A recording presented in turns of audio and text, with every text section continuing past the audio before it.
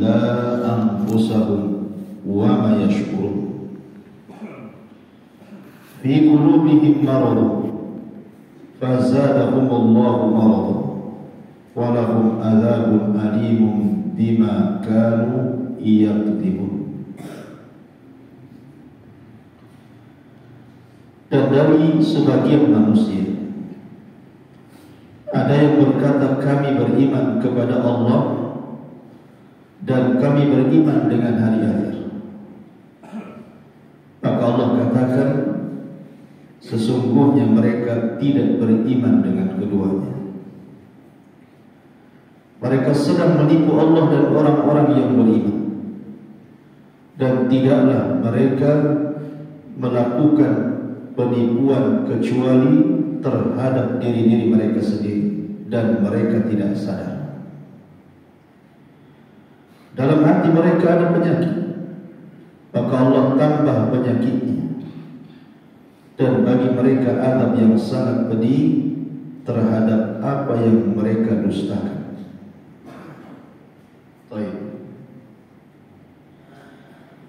Surah Al-Baqarah ayat ke-8 ini menjelaskan kepada kita tentang sinfus tsalis, kelompok yang ketiga. Pada ayat sebelumnya dari 5 ayat pertama surah Al-Baqarah, di permulaan menjelaskan sifat-sifat orang-orang yang beriman. Kemudian ayat ke-7 dan ke-8-nya menjelaskan tentang sifat orang-orang kafir. Maka ayat 8 kemudian sampai kepada 20, maka Allah Subhanahu wa ta'ala menjelaskan tentang sifat-sifat orang munafik. Lihat perbedaan jumlah ayat di sini. Allah mensifati orang-orang yang beriman cuma 5 ayat.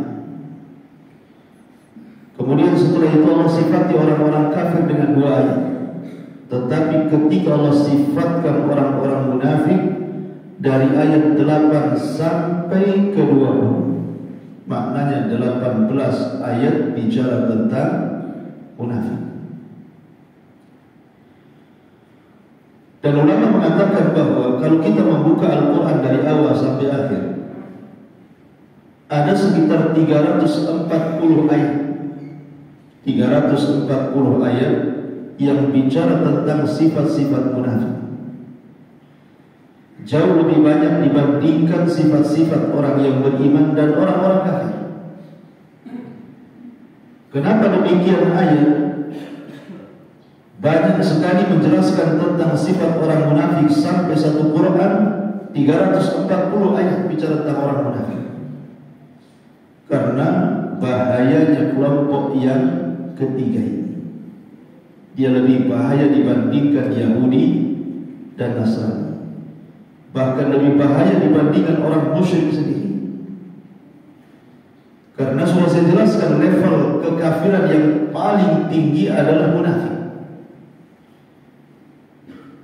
Yang paling rendah tentu ahli kitab Yahudi dan Nasrani. Di bawahnya orang-orang musyrik asli. Di bawahnya orang-orang murtad. Di bawahnya orang munafik. Jadi munafik itu paling jahatnya orang kafir. Makanya Allah Subhanahu wa ta'ala menerangkannya, sediakan sendiri, innal munafiqina fi darkil asfali minan nar. Sesungguhnya orang munafik itu diintip neraka yang paling dalam. Karena bahayanya melebihi bahaya orang Yahudi, Nasrani, musyrik, bahkan orang murtad sekalipun. Dari sinilah Allah ingin menjelaskan kepada kita sejelas-jelasnya, sampai diturunkan 340 ayat bicara orang munafik satu Quran. Nah, dalam surah Al-Baqarah ada 18 ayat. Baik. Sebelum saya menjelaskan tentang tafsir ayat per ayat tentang sifat munafik, saya akan menjelaskan tentang sejarah. Apa itu munafik? Kapan munculnya? Siapa tokohnya? Bagaimana sepak terjangnya di hadapan Nabi SAW dan para sahabat tadi? dan bagaimana sifat Rasul atau sikap Rasul dan para sahabat terhadap mereka orang-orang munafik. 4 poin ini kita akan jelaskan, baru kita masuk pada ayatnya biar nyambung. Munafik dalam bahasa Arab itu diambil dari kalimat nafaq. Nafaq itu sebuah lubang yang seseorang kalau masuk dari arah lubang satu maka keluar dari lubang yang lain. Kalau saya mudah bahasakan, gorong-gorong.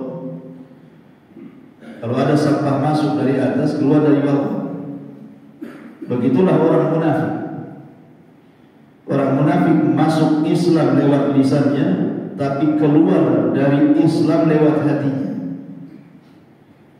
Kita bicara tentang munafik i'tiqad ya, bukan munafik amal. Karena munafik amal tidak kafir. Maksudnya munafik keyakinan. Jadi munafik disebut nafaq karena keluar masuk dari satu lubang, keluar dari lubang yang lain. Masuk Islam dengan lisannya, keluar Islam dengan hatinya. Makanya definisi secara syar'i munafik itu artinya idharul Islam wa israrul kufri. Menampakkan keislaman dan menyembunyikan kekafiran. Itulah munafik secara syar'i. Di zaman Nabi SAW hijrah dari Mekah ke Madinah, di Yathrib yang kemudian disebut Madinah, ada 2 kabilah besar yang kelak kedua kabilah ini menjadi Ansar. Yang paling besar adalah Khazraj, kemudian setelah itu Aus. Khazraj dipimpin oleh Sa'd bin Ubadah dan Aus dipimpin oleh Sa'd bin Mu'adz.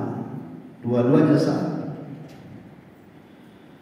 Khazraj dan Aus ini walaupun satu keturunan sebenarnya, tetapi ketika mereka tinggal di kota Madinah, kedua suku Arab ini selalu berperang. Hampir tidak bisa diakurkan antara Khazraj dan Aus. Sebelum kedatangan Nabi, mereka selalu bertengkar, berperang, menumpahkan darah dan begitu seterusnya. Lah ada di tengah-tengah suku Khazraj ini orang yang dianggap bijak, namanya Abdullah ibnu Ubay ibn Salul. Saya ulangi, namanya Abdullah ibnu Ubay ibn Salul. Orang ini, Abdullah ibn Ubay ini adalah tokoh yang dianggap bijak menurut 2 kabilah itu, walaupun dia berasal dari Khazraj. Karena setiap kali kemudian menyala peperangan antar 2 kabilah ini, maka Abdullah ibn Ubay ini selalu mendamaikan.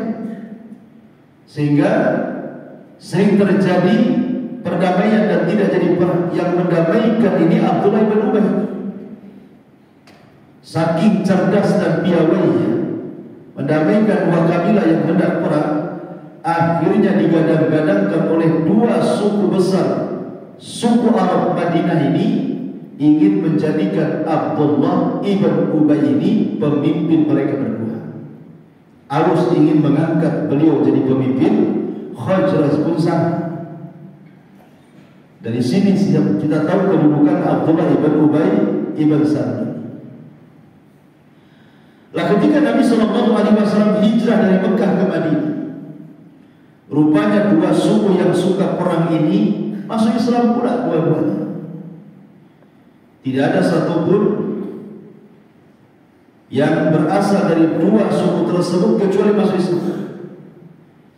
Akhirnya kemudian Khazraj dan Aus pun meninggalkan tokoh yang namanya Abdullah ibn Ubay ibn Salul. Karena kalau sudah masuk Islam, otomatis manusia itu sama di hadapan Allah Azza wa Jalla. Karena Allah yang mengatakan inna akramakum indallahi atqakum. Orang yang paling bertakwa itu, orang yang paling mulia di sisi Allah itu adalah orang-orang yang bertakwa. La fadla bainal arabi wal a'jam wal aswad al ahmar illa bi taqwallah, kata Rasul. Tidak beda Anda mau orang Arab, Anda mau bukan non Arab, Anda mau berkulit hitam, putih, merah sekalipun, Yang membedakan Anda adalah ketakwaan. Jadi manusia dipandang sama. Ketika masuk Islam itulah maka mereka pun kurang menghormati Abdullah ibn Ubay, karena sudah ada juru damai yang sesungguhnya Nabi SAW. Karena ketika dua suku ini masuk Islam tidak ada lagi perang. Makanya Allah mengatakan wadhkuru ni'matallahi 'alaikum id kuntum a'da'an fa'alafa baina qulubikum. Ingatlah nikmat Allah kepada kalian saat dulu kalian bermusuhan, datang Islam kepada kalian, Allah lembutkan hati-hati kalian. Jadi enggak butuh lagi kepada Abdullah ibn Ubay. Dari sini sakit hati Abdullah ibn Ubay, karena dia dijagokan untuk menjadi pemimpin dua kabilah. Setelah masuk Islam ditinggalkan, karena semua masuk Islam. Akhirnya kemudian Abdullah ibn Ubay pun ditinggalkan oleh dua kabilah ini sampai ketika terjadi perang Badar. Perang Badar ini perang perdana kaum muslimin melawan orang musyrik Arab. Menang pula dalam perang. Kaum muslimin menang dalam perang Badar, sehingga semakin kokohlah kekuatan Islam di kota Madinah dengan menangnya di perang Badar.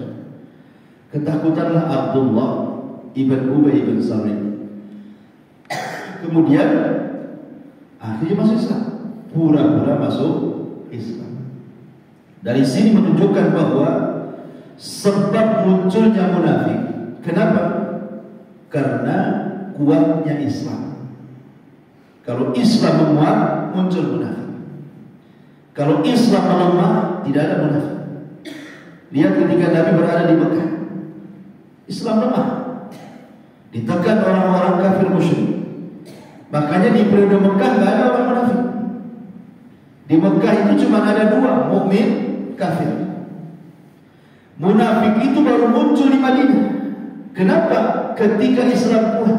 Sebab ketika Islam lemah, ngapain jadi munafik? Jadi kafir saja. Tapi ketika kemudian Islam menguat, maka mereka takut. Makanya pura-pura masuk Islam, padahal hakikatnya mereka kafir.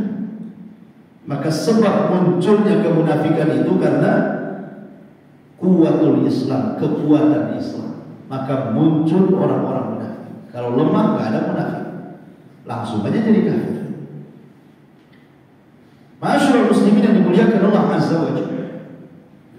Lah kemudian Abdullah ibn Salul ini mulai kuat pula ketika terjadi perang Uhud. Itu perang kedua setelah Badar.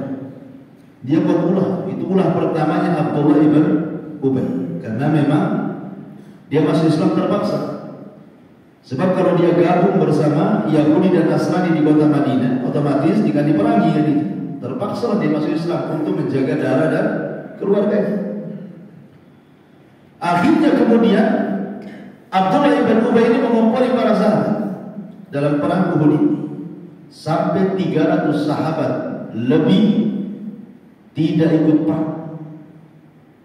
Jadi Abdullah ibn Ubay ini mengumpuli sahabat untuk tidak ikut perang dalam Uhud. Betul 300 sahabat lebih tidak terlibat perang.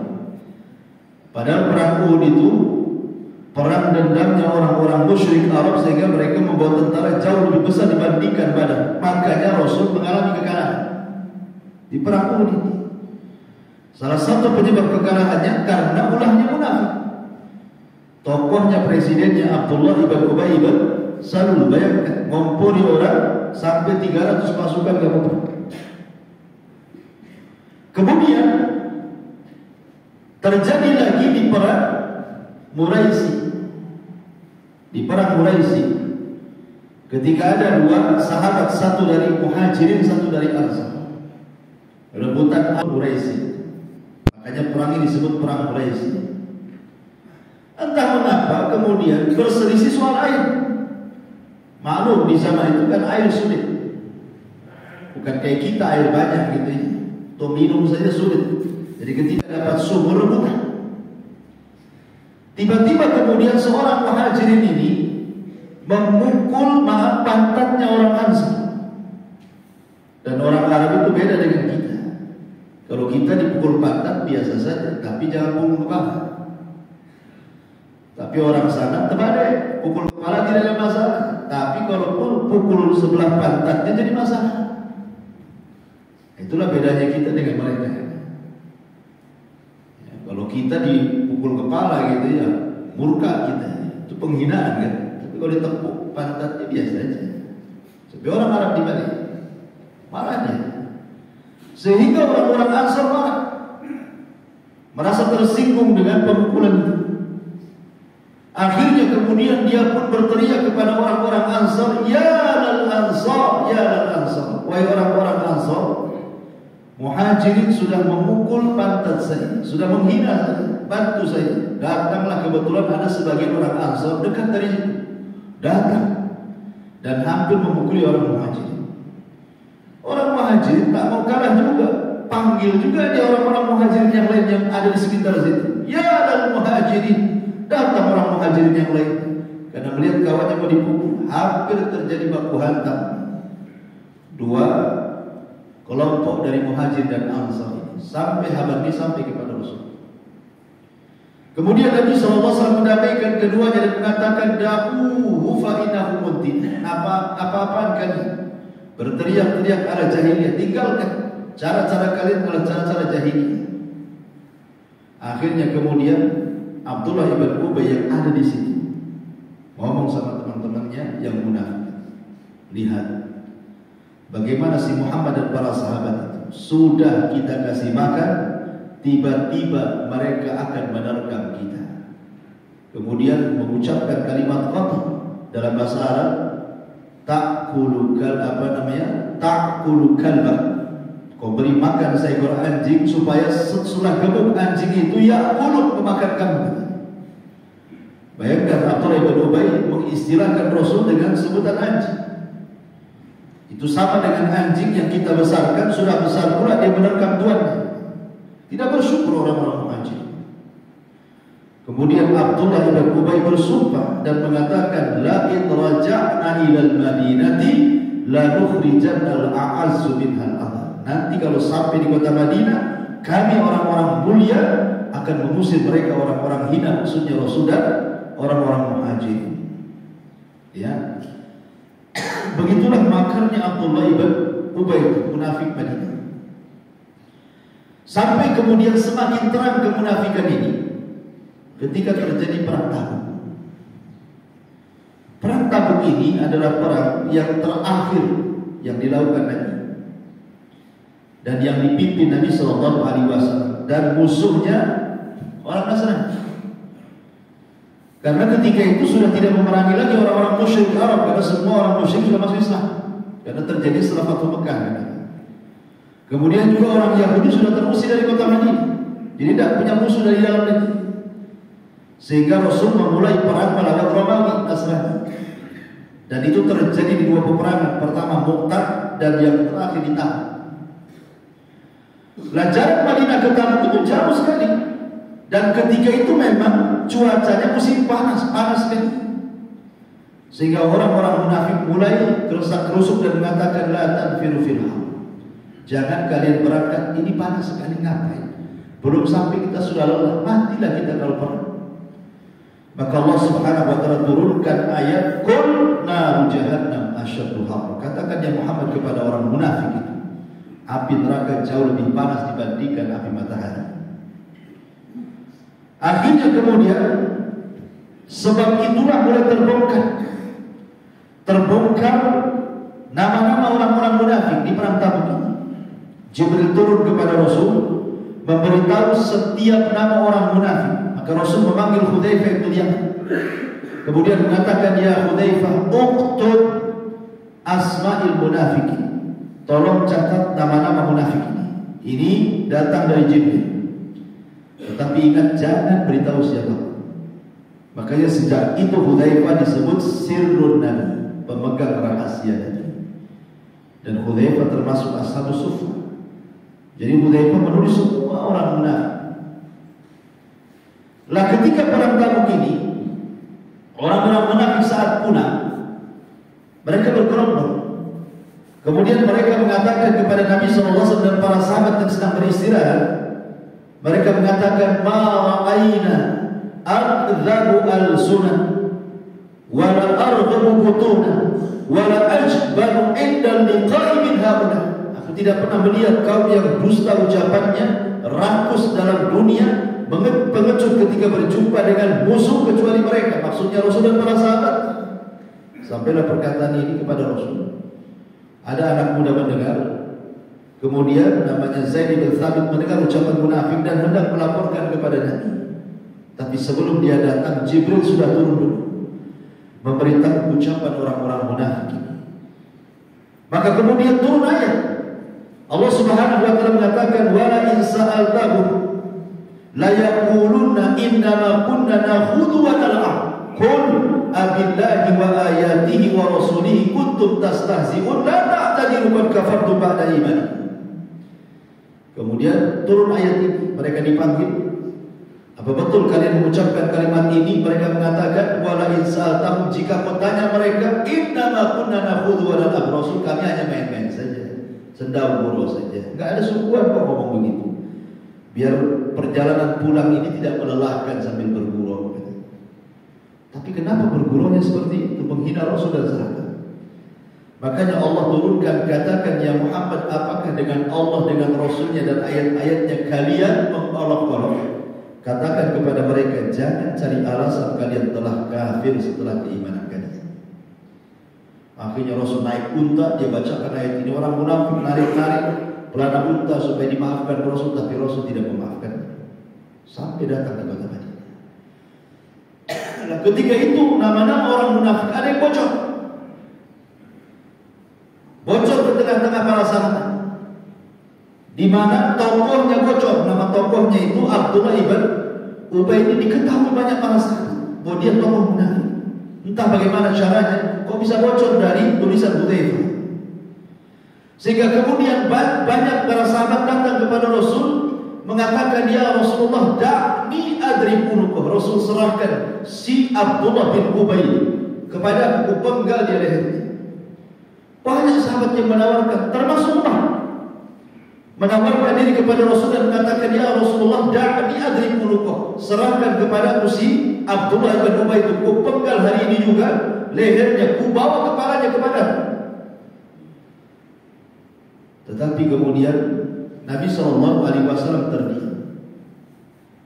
Sampai kemudian menasihati Umar bin Khattab dan mengatakan, la ya Umar, la'alla nas yaquluna anna Muhammadan yaqtulu ashab. Jangan kau lakukan wahai Umar. Nanti apa kata orang-orang di luar sana? Masa Muhammad membunuh seorang sahabatnya? Karena di zaman itu munafik dan sahabat tidak bisa dibedakan masalahnya. Mana munafik, mana sahabat. Munafik dianggap sahabat, sahabat pula dia dianggap munafik. Jadi gak bisa, karena berbau masalahnya.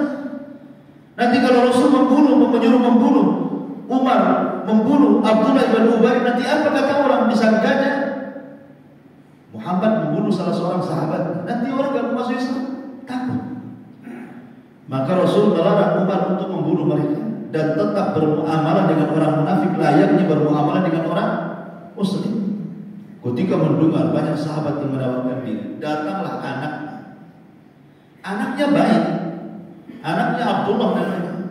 Jadi Abdullah ibn Abdillah ibn Ubay ibn Salul, bapaknya Abdullah ibn Salul, anaknya Abdullah bin Abdillah ibn Salul. Datang kepada Rasul, anaknya ini baik, orang soleh, sahabat yang mengukir sejarah. Datang kepada Rasul. Kalau kita memerintahkan seseorang, lau ta'mur ahadan an yaqtula ahadan, kalau engkau menyuruh orang membunuh orang lain, maksudnya bapaknya, perintahkan saja. Kau mau hari ini juga kubawakan kepala bapakku. Ini anaknya Abdullah bin Abdillah ibn. Kalau kau mau sekarang juga kubawakan kepala bapak. Tapi jangan kau suruh siapapun dari sahabat Rasul untuk membunuh bapakku, karena saya benci satu atap dengan siapapun yang membunuh bapakku. Biar aku saja. Jangan sampai aku menaruh dendam kepada orang yang membunuh bapak. Kalau kau mau, hari ini kau bawakan kepalanya. Biar anaknya ngomong begitu.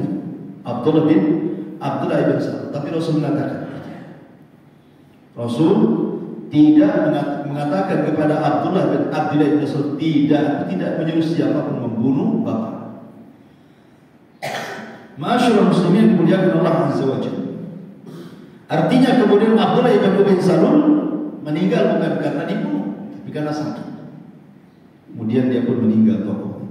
Alhamdulillahnya orang-orang munafik di zaman Rasul tidak pernah bertambah, justru berkurang dan berkurang. Di zaman para nabi, di zaman Rasulullah SAW, orang yang paling takut tentang kemunafikan adalah Umar dan Hamzah. Umar bin Khattab radhiyallahu anhu saking takutnya dengan sifat nifaq ini, datang dia kepada Hudzaifah. Karena kan yang memegang catatan nama-nama munafik kan Hudzaifah. Datang dia kepada Hudzaifah dan mengatakan, ya Hudzaifah, as-samani Nabi sallallahu alaihi wasallam anni munafiq. Hudzaifah, ada enggak dalam catatan Rasul menyebutkan aku seorang munafik? Kata Hudzaifah, aku tidak akan memberitahu diri. Ini rahasia aku dengan Nabi. Karena Nabi sudah berwasiat jangan disembah. Kata Umar, tolonglah aku saja. Dirayunya Hudzaifah. Karena Umar yang minta, Hudzaifah pun segan. Akhirnya ya sudah, kamu saja yang saya kasih tahu dan yang lainnya tidak akan saya kasih tahu. Kemudian Hudzaifah mengatakan, tidak, engkau tidak termasuk orang-orang yang kutulis sebagai munafik. Wow, dari situ senang. Karena dia termasuk orang munafik. Kemudian yang kedua, Handalah. Handalah itu sahabat yang disebut ghasilul malaikat. Sahabat yang dimandi besarkan malaikat karena ketika perang dia masih junub. Dia baru menikah. Kemudian dia gauli istrinya di malam pertama. Setelah menggauli istrinya, terdengar pula seruan jihad. Langsung ikut jihad, tidak sempat mandi junub. Mati pula dia, mati syahid dalam peperangan. Maka malaikat berburu 70 ribu malaikat turun berebutan jasadnya, ruhnya Handalah. Kemudian memandi besarkan Handalah karena dia belum junub. Makanya disebut Handalah ghasilul malaikat. Itu julukannya. Handalah ini suatu hari datang kepada Abu Bakar Siddiq radhiyallahu, dipegangnya tangan Abu Bakar. Kemudian mengatakan, ya Abu Bakar, hal ana munafik? Apakah saya ini munafik? Kata Abu Bakar, kenapa emang dengan kau yang begini? Aku ini kalau hadir di majelis Nabi, tiba-tiba Nabi bercerita tentang surga, rasanya surga berada di pelupuk mata. Apabila Rasul cerita neraka juga sama, seolah-olah neraka itu di pelupuk mata. Tapi ketika aku berpaling dari pengajian Rasul, kemudian pulang ke rumah, sibuk dengan keluarga, sibuk dengan pekerjaan, kayaknya surga neraka itu cuma dongeng belaka dari Nabi. Hilang semua ingatan tentang surga neraka kalau sudah sibuk dunia. Apa sih munafik? Maka Abu Bakar mengatakan, ya Alhamdulillah, apa yang kurasakan kurang lebih dengan apa yang kurasakan. Kalau kita hadir di majelis ta'lim, banyak khusyuk betul apa yang disabdakan Rasulullah. Tapi kalau sudah keluar dari majelis ta'lim, lupa semuanya. Ya kayak antum lah kan itu. Kalau lagi ngaji gitu kan khusyuk gitu. Kalau saya cerita surga, kayaknya pengen masuk surga. Cerita neraka, rasanya tidak mau masuk neraka. Tapi kalau di luar, lupa neraka surga. Masuk neraka yang diterobos gitu ya. Masuk surga juga tak mau gitu. Begitulah perasaan Handalah kepada Abu Bakar. Kata Abu Bakar, apa yang kurasakan sama dengan yang Ustaz. Bagaimana kalau kita berdua menghadapkan? Digandengnya Abu Bakar oleh Handalah menghadap. Diceritakan oleh Handalah, ya Rasul, apakah watak dan sifat saya seperti ini munafik? Ini termasuk sifat munafik enggak wahai Rasul? Maka Nabi SAW mengatakan, kalau kalian berdua terus bergandeng tangan seperti ini saling mengingatkan, maka malaikat akan datang dan akan menyalami kalian berdua. Kemudian Rasul mengatakan, ya Handalah, ini wasiat Rasul, ya Handalah, walakin sa'atan sa'ah. Wahai Handalah, perasaan itu baik, maksudnya omongan itu bagus kan? Tetapi walaupun demikian, sa'atan sa'ah, maksudnya satu waktu, satu waktu. Satu waktu datanglah ke majelis ta'lim. Satu waktu datanglah ke pengajian. Satu waktu datang ke ta'lim. Dengarkan wasiat-nasihat orang-orang alim, ustaz, kiai, dengarkan. Tapi sisi waktu yang lain kau boleh mencari dunia. Kau kau boleh sibuk dengan dunia, kau boleh sibuk dengan keluarga, kau boleh sibuk dengan aktivitas dunia, tapi jangan lupakan majelis taklim, kata Rasul. Jadi sekali-kali hadir di majelis taklim, sekali-kali bekerja. Sekali-kali hadir di majelis taklim, sekali-kali bekerja, supaya diingatkan. Karena orang kalau sama sekali tidak pernah hadir di majelis taklim, kemudian sibuk dengan dunia, siapa yang ingatkan dia? Akhirnya dia kata innal insana la yaqu an ra'ahu istaghna. Sekali-kali tidak, manusia itu mudah melampaui batas, kata Allah. Kalau Allah sudah buka dunia kepada, siapa yang ingatkan juga kalau dia sudah melampaui batas? Kecuali orang hadir di majelis taklim, minimalnya adalah yang mengingatkan. Maka Rasul berikan solusi kepada hamba, biar kau tidak jadi munafik, kata Rasul. Seolah-olah begitu. Maka sekali-kali kau hadir di majelisku, sekali-kali kau bekerja. Ya, jadi jangan lupa juga minta nasihat. Ini menunjukkan bagaimana takutnya para sahabat Rasul terhadap sifat munafik sampai seperti itu. Mereka datang kepada Nabi SAW minta nasihat. Ma'asyiral muslimin yang dimuliakan Allah Azza wa Jalla, saat pemimpin munafik meninggal, Abdullah ibn Ubay bin Salul, maka ketika itu sebelum meninggal, waktu nazar, dia berwasiat kepada anaknya Abdullah ibn Abdillah, itu disampaikan kepada Rasul, meminta baju Nabi, agar bajunya Nabi itu dikafankan kepada jasad. Maka Nabi SAW melepas bajunya, kemudian memberikan kepada jasadnya Abdullah bin Ubay bin Salul. Sebagian syurah hadis, para pensyarah hadis mengatakan bahwa itu sebenarnya kenapa Rasul memberikan baju kepada jelas-jelas orang munafik, orang kafir, Abdullah bin Ubay yang memusuhi sepanjang masa. Baju itu sebenarnya hadiah dari Abdullah bin Ubay kepada Rasul. Ketika Abdullah bin Ubay meminta hadiah, maka Rasul membalikkan lagi bajunya, supaya impas, tidak ada kebaikan, gitu maksudnya. Jadi oleh Nabi ketika dia meninggal dibalikin lagi bajunya, hadiah yang belum diberikan Abdullah bin Ubay. Ketika dikuburkan, Nabi SAW sempat menyolatkan. Di awalnya Rasul ditarik sama Umar dan mengatakan, ya Rasul, ngapain kau sholatkan orang munafik? Nah, ngapain? Karena dalam sholat itu kan ada istighfar, ada permintaan ampun kepada si Abdullah bin Ubay ini kan. Sementara dia munafik kafir.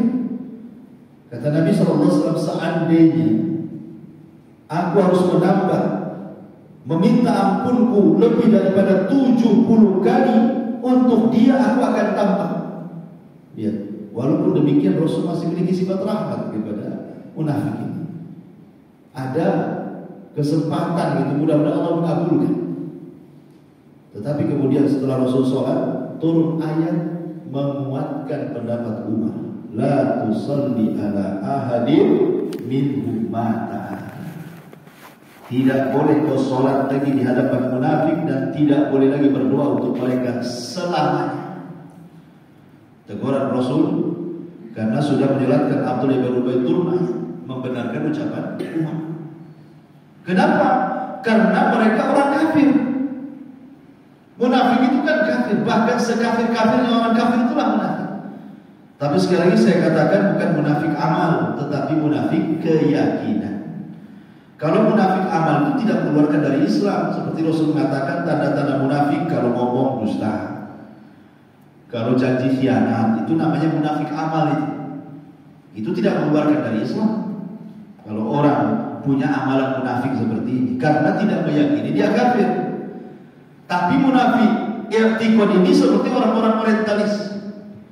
Mereka mempelajari Islam untuk menghancurkan Islam. Memang niatnya itu menghancurkan Islam kan? Jadi masuk Islam dengan lisannya, tapi hatinya ingin merusak Islam. Subhanallah, orang-orang munafik di zaman Rasul itu tidak ada yang tahu kecuali Allah. Kalau bukan karena Allah membongkar nama-nama munafik, selamanya Rasul tidak tahu mana satu munafik. Tapi di zaman sekarang, munafik itu bukan sembunyi, terang-terangan di medsos. Menghina Allah, menghina Rasul, menghina Al-Quran. Coba, terang-terangan kan di medsos. Meneriakkan Islam liberal, menghina para ulama, itu biasa. Di zaman Rasul jadi munafik itu susah, sembunyi-sembunyi mereka. Tapi di zaman sekarang kok bisa terang-terangan gitu. Itulah karena kuatnya Islam menjadikan muncul para munafik. Karena negara ini kan mayoritas Islam, negara Indonesia, sehingga wajar bermunculan orang-orang munafik. Mulai dari berkedok menjadi kiai padahal dia dukun gitu ya, atau berkedok menjadi seorang narasumber seolah-olah dia pakar Islam padahal dia munafik, dan begitu seterusnya. La ilaha illallah. Negeri kita ini penuh dengan munafik. Nampak gitu ya, seolah-olah saya munafik begitu. Cuma gak ngomong gitu saja. Kita lihat dari ucapan. Baik, kita akan masuk ayatnya. Di sini Allah Subhanahu wa taala ingin menjelaskan tentang sifat-sifat munafik dan permisalan. Nanti ada permisalan nariyah dan permisalan ma'iyah. Permisalan api dan air. Ketika Allah mengatakan au kasayyibin minas sama' fihi dhulumatun wa ra'dun ila akhir ayat. Dan juga mathaluhum kamasalil ladzi istawqada nar. Jadi Allah mempermisalkan munafik dengan nar, dengan api, dan juga mempermisalkan dengan air. Seperti apa permisalannya? Nanti akan sampai ayat. Di sini Allah mengatakan wa minan nas, sebagian manusia. Alhamdulillah tidak semua manusia. Min di sini tapi bukan diartikan semua manusia, sebagian manusia. Artinya ada sebagiannya manusia-manusia baik. Tetapi sebagian manusia itu ada yang jahat. Mereka masuk kepada pemahaman munafik, kemudian mengatakan man yaqulu amanna billahi wa bil yaumil akhir wa ma hum bimumin. Ada orang yang mengaku beriman kepada Allah dan beriman kepada hari akhir, hakikatnya dia tidak beriman. Kenapa Allah sebutkan dua perkara, iman dengan Allah dan iman dengan hari akhir? Karena munafik tidak pernah beriman dengan dua perkara.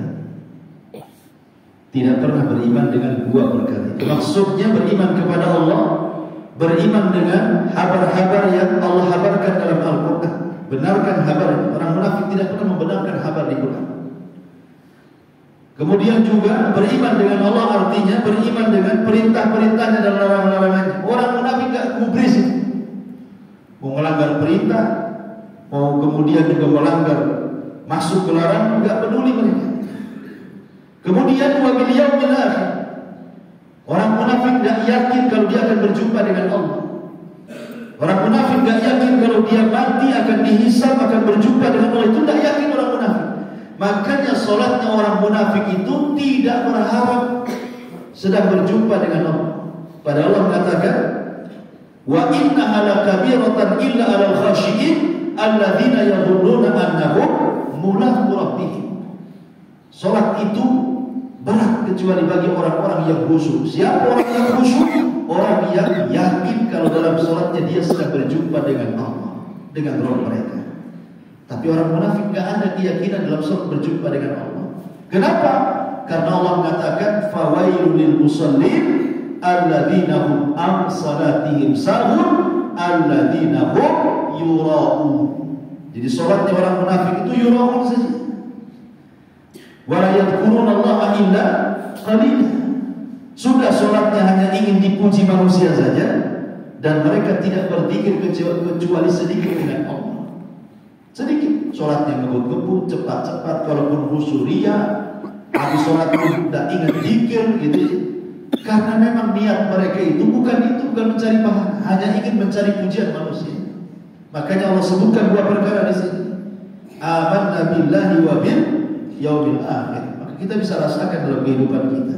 Kalau ibadah kita masih ingin dilihat orang, didengar orang, orientasinya bukan karena mencari pahala, hati-hati. Ya, ini masuk pada wataknya orang-orang munafik. Allah tegas mengatakan wa ma hum bimumin. Mereka bukan orang yang beriman. Di sini ada dua kata-kata. Pertama perkataan orang munafik, yang kedua perkataan Allah. Orang munafik mengatakan amanna, kami beriman. Kata Allah wa ma hum bimumin. Mereka tidak beriman. Siapa yang kita dahulukan? Perkataan munafik yang mengatakan amanna, kami beriman, ataukah firman Allah yang mengatakan wa ma hum bimumin, mereka tidak beriman? Tentu firman Allah yang kita dahulukan, wa man asdaqu minallahi haditsan. Tidak ada lagi kalimat yang lebih benar dibandingkan firman Allah. Ketika Allah mengatakan mereka tidak beriman, maka 1000 kali orang munafik mengatakan amanna, tetap mereka tidak beriman. Dari sini menunjukkan bahwa imannya orang munafik itu hanya sebatas pengakuan lisan saja. Mereka hanya ingin menipu Allah dan orang-orang yang beriman, seolah-olah mereka bagian daripada kita, padahal bukan bagian daripada kita. Wa idza laqul ladzina amanu qalu amanna wa idza khalau ila syayatinihim qalu inna ma'akum innama nahnu mustahzi'un. Kalau berjumpa dengan orang yang beriman, aku loh kocokmu. Tapi kalau berpaling dari orang-orang yang beriman, kemudian gabung dengan Yahudi dan Nasrani dan orang-orang kafir, aku juga teman kalian. Aku kesana itu hanya mengolok-olok orang yang beriman saja. Dan lihat sekarang orang-orang yang komen tentang Islam, ya, mengkritik Islam, mengkritik ulama, mengkritik macam-macam, rupanya temannya orang-orang kafir semua. Rupanya mereka teman orang-orang kafir, kan? Itulah munafik. Munafik itu dekat dengan orang kafir dan jauh daripada orang-orang yang beriman. Tapi kalau berjumpa dengan orang yang beriman, saya berislam juga sama dengan kalian. Saya Habib sama dengan kalian. Tapi kemudian dalam kesendirian mereka rupanya kawannya orang-orang liberal, orang-orang kafir, munafik. Makanya Allah mengatakan yukhadi'unallaha walladzina amanu. Mereka sedang menipu Allah dan sedang menipu orang-orang yang beriman. Tapi Allah katakan wa ma yakhda'una illa anfusahum wa ma yashkurun. Tidaklah mereka sedang menipu kecuali sedang mereka menipu diri sendiri dan mereka tidak terasa. Kalimat yashkur, syukur itu artinya amalan hati. Orang kalau tidak terbiasa menyembelih hewan, kan takut-takut tuh orang. Pegang pisaunya aja gemetar-gemetar. Saya pernah lihat ada orang gak pernah nyembelih kurban, pengen disembelih sendiri kurbannya, gemetar tuh pegang golok. Sampai akhirnya itu sudah putus tuh kepala itu. Masih ragu-ragu aja sampai kalau bisa putus kepalanya. Karena baru pertama dia nggak tahu caranya, takut masih hidup gitu kan. Tapi kalau orang sudah terbiasa nyembelih hewan, sambil nyanyi pun bisa dia, sambil merem pun bisa kan itu. Kenapa? Karena syukurnya hilang, perasaannya sudah hilang kan. Tapi kalau orang pertama menyembelih itu masih ada perasaan takut, kasihan dengan kambing yang mau disembelihnya kan. Tapi seiring dengan kebiasaan hilang tuh perasaan. Sama dengan orang yang perang, seorang mujahid. Kalau orang terbiasa dalam peperangan, sudah biasa nembak orang mati, bunuh orang dalam peperangan, biasa saja dia nembak orang, bunuh orang dalam peperangan. Tapi kalau orang yang pertama kali mau jihad gitu ya, jangankan lagi bunuh orang, dengan suara bom aja dia balik lagi pengen pulang, nangis dia dalam jihad. Karena belum terbiasa kan. Jadi terkadang kebiasaan itu menghilangkan syukur perasaan. Dan ini yang bahaya. Orang kalau pertama maksiat masih takut-takut. Orang gak pernah berzina, pengen berzina, itu masih takut-takut dengan Allah. Tapi kalau orang sudah sering berzina, hilang tuh perasaannya. Dia biasa berzina. Ustaz mau ngomong apa saja, mau 1000 dalil haramnya zina, gak peduli, dia tetap aja berzina kan. Hilang perasaan. Kebiasaan-kebiasaan itu hilang. Orang munafik itu ketika mereka suka berdusta, hilang perasaan peka bahwa dia sedang berbuat dosa, itu hilang. Makanya kenapa di sini Allah singgung wa ma yashkurun. Mereka tidak merasa kalau mereka sedang mendustai Allah dan Rasul-Nya, karena sudah terbiasa berdusta. Makanya hati-hati orang yang terbiasa berbuat dosa dan maksiat, nanti hilang perasaan takutnya kepada Allah Azza wa Jalla. Jadi kebiasaan kayak orang sering meninggalkan sholat, udah kayak biasa nih. Kalau seandainya kita katakan Ustaz dia itu meninggalkan sholat, yakin sholat itu wajib, tapi dia memang gak mau sholat, gak mungkin. Kalau dia meyakini sholat wajib, mungkin sekali-kali aja gak sholat. Tapi kalau selamanya gak sholat, itu sama dengan mengingkari kewajiban, karena hilang perasaannya kan gitu. Maka lihat Allah Subhanahu wa ta'ala mensifati orang-orang munafik dengan kalimat wa ma yashkurun, hilang perasaan. Karena sudah berdusta hilang, jadi kebiasaan dusta. Maka Allah mengatakan di sini, wa ma yakhda'una illa anfusahum wa ma yashkurun. Wa makaru makran wa makarna makran wallahu khairul makirin. Silakan kalian munafik buat makar, Allah punya makar sendiri dan sebaik-baik makar dan makar Allah. Kenapa hilang perasaan mereka? Fi qulubihim marad, karena dalam hati mereka ada penyakit. Fazadahumullahu marad, Allah tambah lagi penyakitnya.